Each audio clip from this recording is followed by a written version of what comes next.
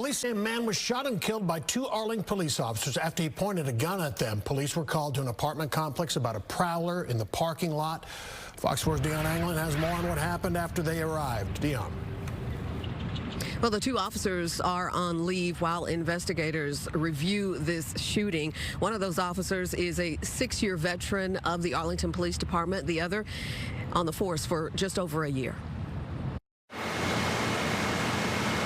The man shot and killed by Arlington police is identified as 34-year-old Tony Dupree Cowart.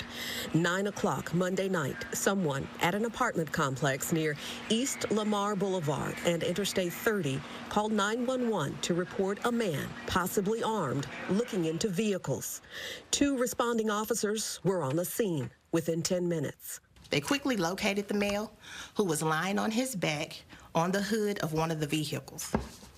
The officers shined their flashlights on him and announced themselves multiple times and asked what was going on. Investigators say within moments of approaching Cowart, the situation took a turn for the worse.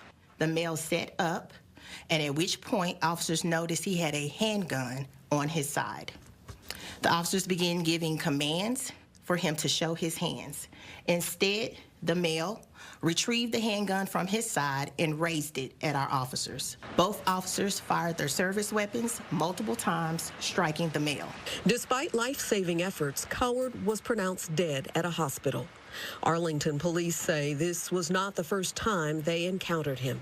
We found Cowart had a lengthy record of incidents with Arlington PD going back at least 15 years.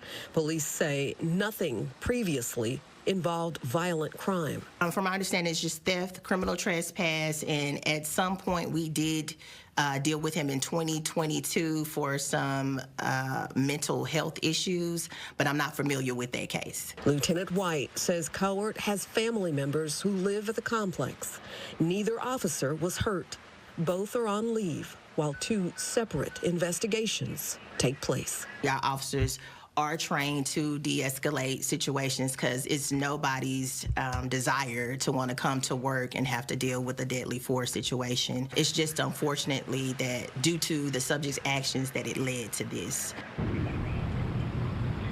Now, the homicide unit will go over everything that took place leading up to and following the shooting. An internal affairs investigation will decide whether or not the two officers acted appropriately.